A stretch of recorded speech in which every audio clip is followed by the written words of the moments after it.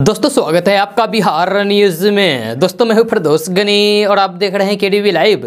दोस्तों आज हो चुका है 7 दिसंबर 2021। तो आज की बिहार की टॉप न्यूज़ लेकर आए हैं आपके लिए। दोस्तों वीडियो स्टार्ट करने से पहले आपसे रिक्वेस्ट है, अगर आप नए आए इस चैनल पर तो फिर चैनल को सब्सक्राइब करके बेल आइकन को भी प्रेस कर दीजिए और साथ में वीडियो को लाइक कर दीजिए, अपने दोस्तों के साथ शेयर भी कीजिए। तो चलो दोस्तों स्टार्ट करते हैं आज की पूरे बिहार की टॉप न्यूज़।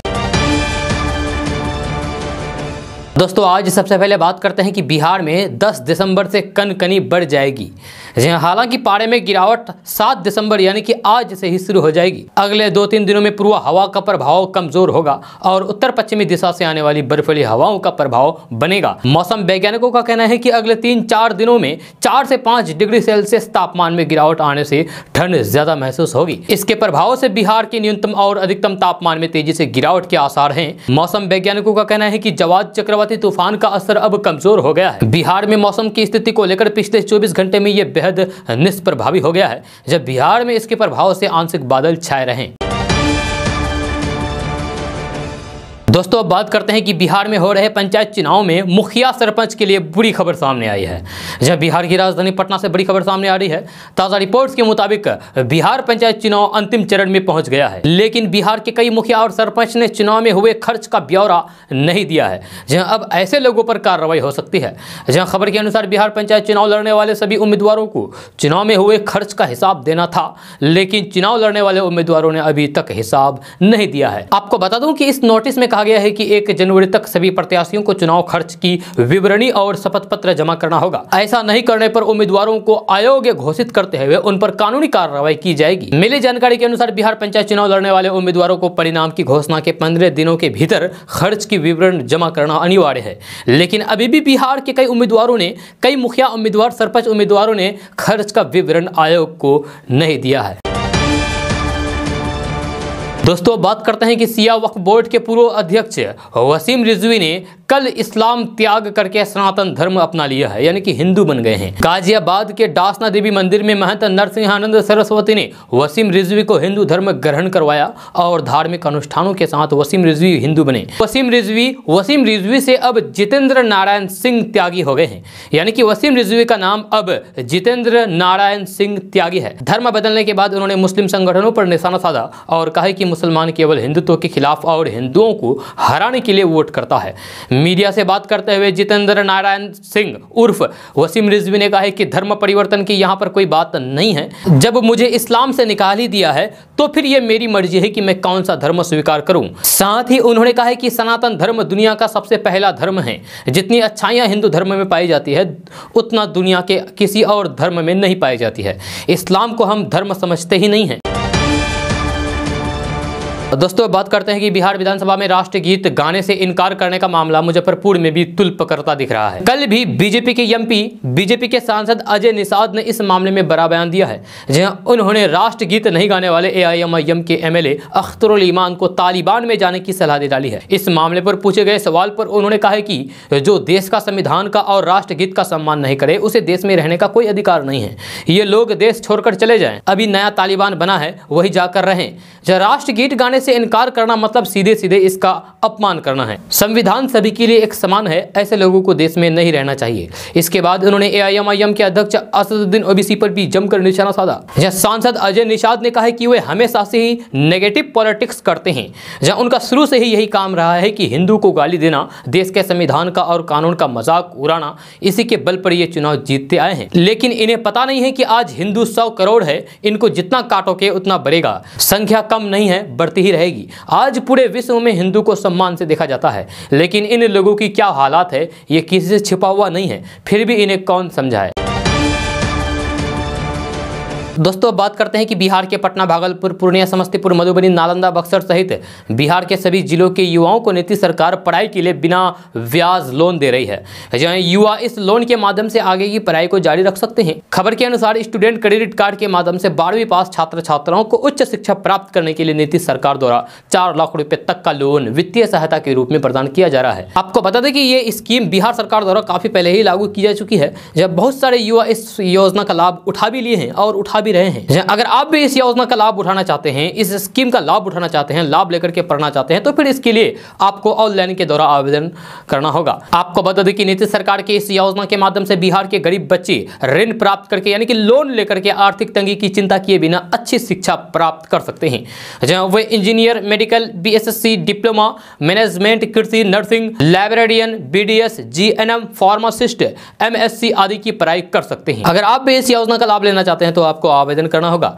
जहां आवेदन करने के लिए कुछ दस्तावेज चाहिए आपको, और वे दस्तावेज है Aadhaar card, PAN card, bank account, 10वीं और 12वीं की सर्टिफिकेट एवं मार्कशीट, आय प्रमाण पत्र, निवास प्रमाण पत्र, माता पिता और गारंट में से किसी भी 2-3 फोटो, मोबाइल नंबर आदि की आवश्यकता होगी। तो दोस्तों अब बात करते हैं कि 6 दिसंबर 1992 कैलेंडर की बीते पन्नों में इस दिन का जो भी और जैसा भी इतिहास दर्ज है, इस इतिहास की दास्तां का एक सिरा बिहार से होकर गुजरता है। जब दास्तानों के इस हिस्से में कई किरदार हैं, एक रथी और एक है रथ को रोकने वाला। राजनीति के पन्नों को जब भी बिहार में पलटा जाएगा तो फिर लालू प्रसाद यादव का जिक्र जरूर आएगा, और इस जिक्र में शामिल होगी ये किस्सा गोई कि सोमनाथ मंदिर से अयोध्या के लिए निकला आडवाणी का रथ लालू ने बिहार में रोक दिया था। तो चलिए अब बात करते हैं कि आखिर ये कहानी थी क्या।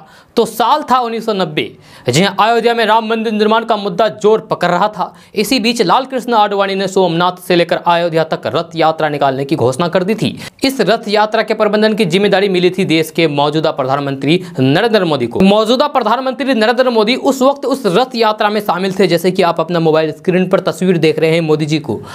इसके पीछे 2 वजह थी। एक तो नरेंद्र मोदी नेशनल मीडिया से बात करने के लिए अधिकृत थे, और दूसरा उनका प्रबंधन कौशल।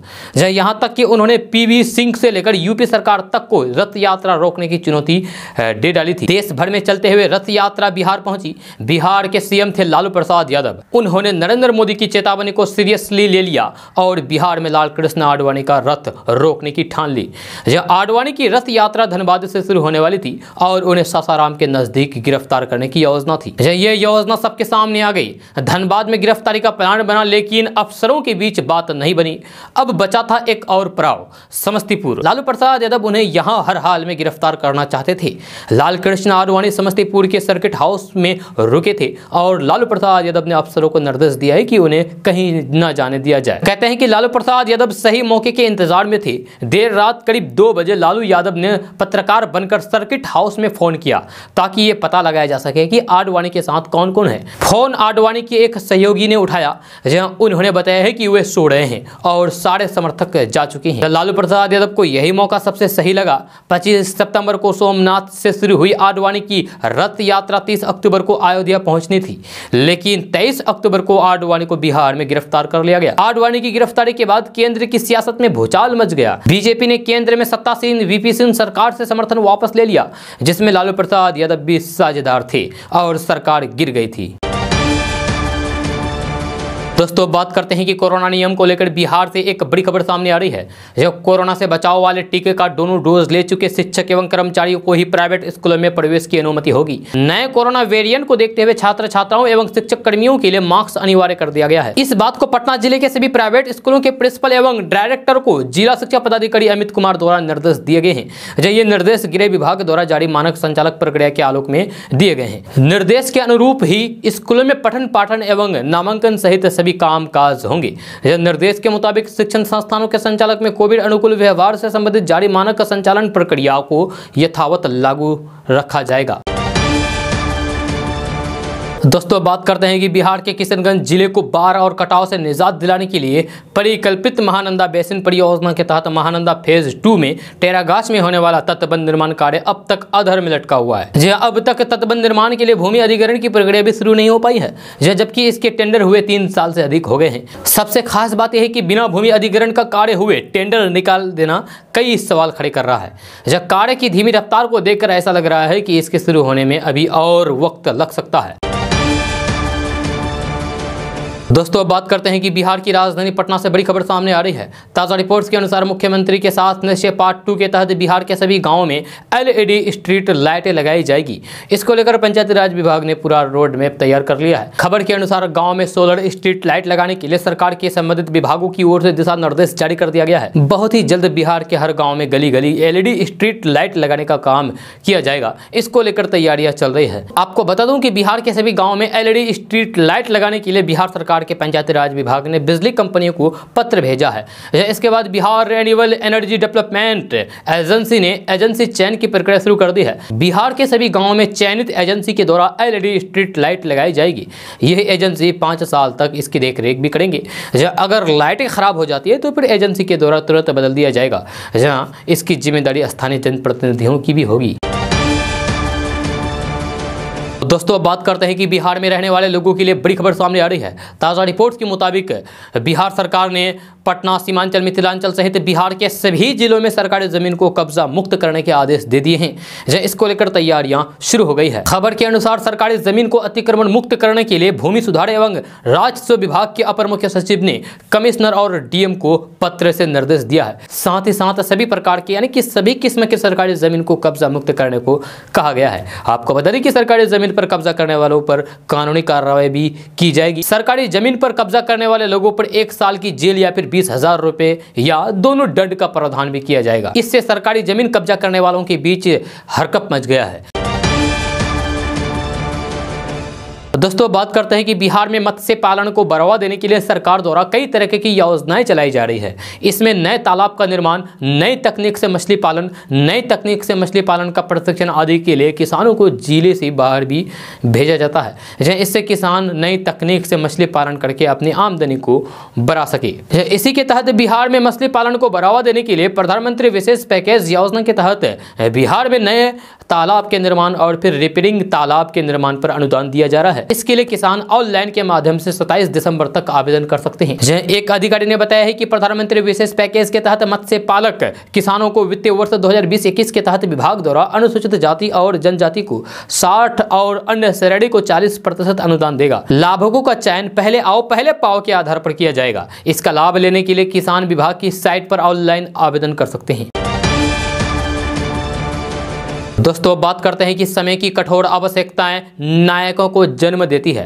इन्हीं में से एक नायक थे बाबा साहेब भीमराव अंबेडकर। समतामूलक समाज के बारे में डॉक्टर भीमराव अंबेडकर की दूरदृष्टि भारतीय संविधान के निर्माण में झलकती है। एक बेहतर भारत के निर्माण में उनका योगदान अतुलनीय है। उनकी सोच वैज्ञानिक थी।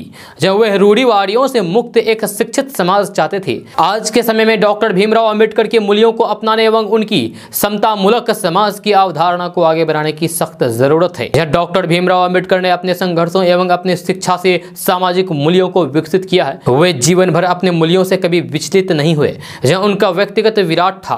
भारतीय संविधान के निर्माण में उनका चिंतन, अध्ययन एवं विद्वानता की स्पष्ट छाप झलकती है। डॉक्टर भीमराव अंबेडकर अध्ययनता बहुआयामी एवं विशाल था। उन्होंने भारतीय संविधान के जरिए एक आत्मनिर्भर एवं आधुनिक भारत की नींव रखी। उन्होंने आर्थिक रूप से संपन्न एवं शिक्षित समाज का सपना देखा था। वे समाज के सभी वर्गों को समान अधिकार देने के पक्षधर रहे। शिक्षा को वे सामाजिक परिवर्तन के एक बड़े एवं प्रभावी हथियार के रूप में देखते थे।